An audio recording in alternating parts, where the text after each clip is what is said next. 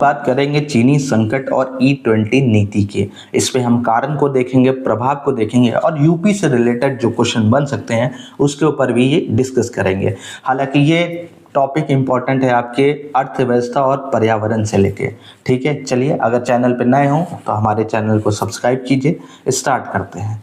हाल ही में आप सुनने में आ रहा है कि जो चीनी का प्राइस है 60 से 65 किलोग्राम देखने को मिल रहा है। लगभग जो पहले चीनी का मूल्य 45 से 48 प्रति किलोग्राम पर चीनी बिक रही थी, अब वो दिल्ली, कानपुर, रायपुर, मुंबई, लुधियाना जैसे प्रमुख शहरों में 60 से 65 प्रति किलोग्राम तक पहुंच गई। इसका ये मतलब है कि सीधे सीधे ये 40% बढ़ोतरी पे देखी गई है। मतलब कि जो पहले 45 से 48 किलोग्राम चीनी बिकती थी, अब वही 60 से 65 प्रति किलोग्राम तक पहुंच गई है। आगे बात करें तो जो त्योहार आने वाले हैं जैसे रक्षाबंधन, जन्माष्टमी, दीपावली, भारत में ऐसे त्योहार हर महीने आते हैं और इस समय चीनी की मांग जो होती है वो और अधिक वृद्धि ले लेती है। इस समय अगर चीनी का रेट का बढ़ना ये थोड़ा सा क्या कर सकता है, भारत के लोगों को प्रभावित कर सकता है। इस स्थिति ने भारत सरकार के समक्ष नीतिगत चुनौतियां खड़ी कर दी है। जहां पिछले 10 वर्षों में भारत जो था वो एक चीनी का प्रमुख निर्यातक रहा है। मतलब अधिकतर भारत ने क्या किया है, चीनी को निर्यात किया है, मतलब एक्सपोर्ट किया है। अपने भारत में चीनी बनती थी उसको क्या करते थे, एक्सपोर्ट करते थे। लेकिन ऐसा लग रहा है हालिया स्थिति को देख के कि आने वाले 10 वर्षों में भारत भी क्या कर सकता है, चीनी को इंपोर्ट कर सकता है। अब आगे हम बात करें कि चीनी की कीमतों में वृद्धि क्यों हुई। तो जहां एक तरफ हम देख रहे हैं पेट्रोल में इथेनॉल की मात्रा को सरकार बढ़ा रही है, तो जाहिर सी बात है कि इथेनॉल और शुगर का आपस में इंटरकनेक्शन है। क्योंकि जो गन्ना शुगर आपको देता था उसी गन्ने का यूज हम कहाँ कर रहे हैं, इथेनॉल में यूज कर रहे हैं। मतलब क्या है, एक तरफ सरकार ने क्रूड ऑयल के आयात बिल को कम करने के लिए पेट्रोल में 20% इथेनॉल मिलाने का लक्ष्य रखा। वहीं दूसरी तरफ आप देखते हैं कि गन्ने के रस व सुक्रोज का इथेनॉल निर्माण में डाइवर्जन होने से चीनी का उत्पादन प्रभावित हुआ। मतलब हम इथेनॉल का आयात बिल जो है वो कम कर सके। अगर दूसरी बात करें तो E20 इथेनॉल ब्लेंडिंग नीति, इसने ज़्यादा प्रभावित किया है चीनी को। मतलब जो चीनी का रेट बढ़ रहा है इस समय वो इसलिए बढ़ रहा है या फिर हम इस कंडीशन पे पहुंच रहे हैं कि चीनी को हम इंपोर्ट करने में आ रहे हैं, तो ये एक तरह से इथेनॉल ब्लेंडिंग की ओर भी इशारा करता है। भारत सरकार के इथेनॉल सम्मिश्रण कार्यक्रम के तहत कुल इथेनॉल का लगभग 30 से 65% हिस्सा गन्ने के रस से तैयार किया जा रहा है। चीनी मिलों द्वारा इथेनॉल उत्पादन को प्राथमिकता देने से चीनी की शुद्ध उपलब्धता में कमी आई है। आगामी त्योहार की अगर हम लोग बात करें तो जैसे रक्षाबंधन, जन्माष्टमी, गणेश चतुर्थी, दीपावली जैसे त्योहारों के कारण बाजार में प्रोसेस्ड फूड, मिठाइयाँ, बेकरी उत्पादों और कोल्ड ड्रिंक उद्योग द्वारा चीनी की मांग में भारी उछाल आता है। अगर हम बात करें एल नीनो का प्रभाव एवं जलवायु जोखिम, मानसून में एल नीनो के प्रभाव के कारण गन्ने की फसल की बुआई और उपज को लेकर अनिश्चितता बनी हुई है। जिधर एक तरफ एल नीनो भी आ रहा है जिससे बाजार में अग्रिम सट्टेबाजी और चिंता का माहौल बना है।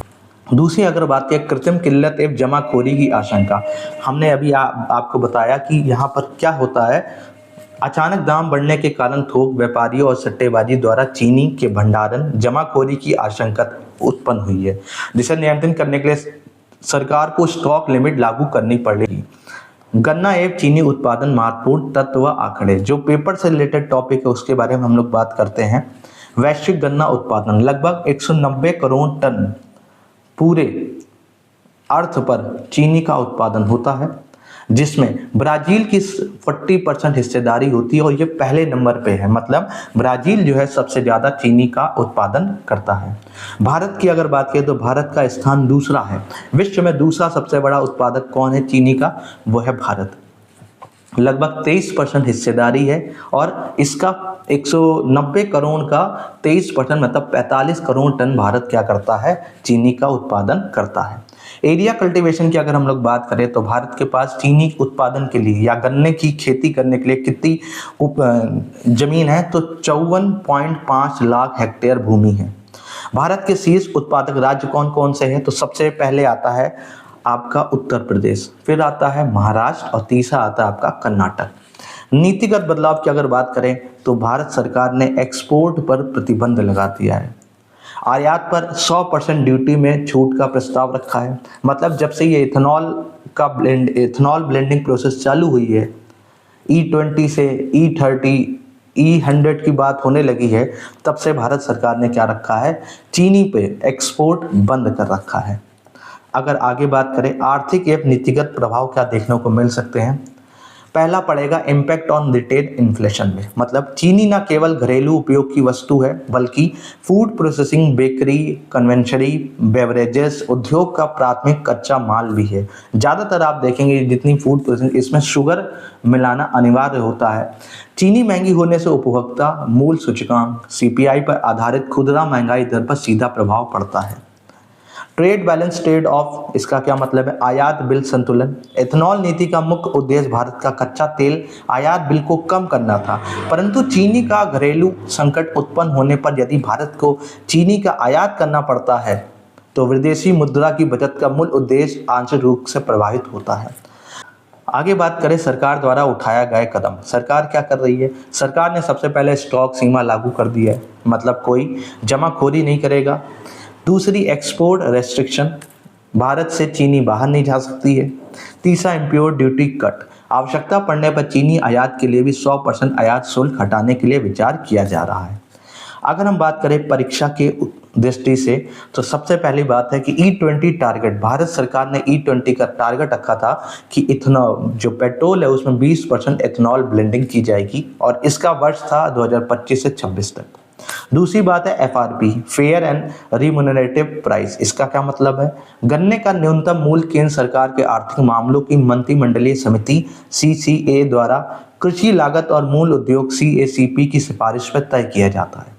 तीसरी सबसे इंपॉर्टेंट बात है यूपी स्पेशल फैक्ट में, उत्तर प्रदेश भारत का सबसे बड़ा गन्ना उत्पादक राज्य है, जबकि महाराष्ट्र में चीनी मिलों की संख्या एवं चीनी उत्पादन क्षमता अधिक है। मतलब चीनी मिल की संख्या की बात करें तो वो महाराष्ट्र में ज़्यादा है, लेकिन सबसे ज़्यादा गन्ना का उत्पादक कौन करता है, वो है उत्तर प्रदेश। आई होप आपको ये चीज़ें समझ में आई होगी। चैनल पे नए हैं तो चैनल को सब्सक्राइब कर लिएगा।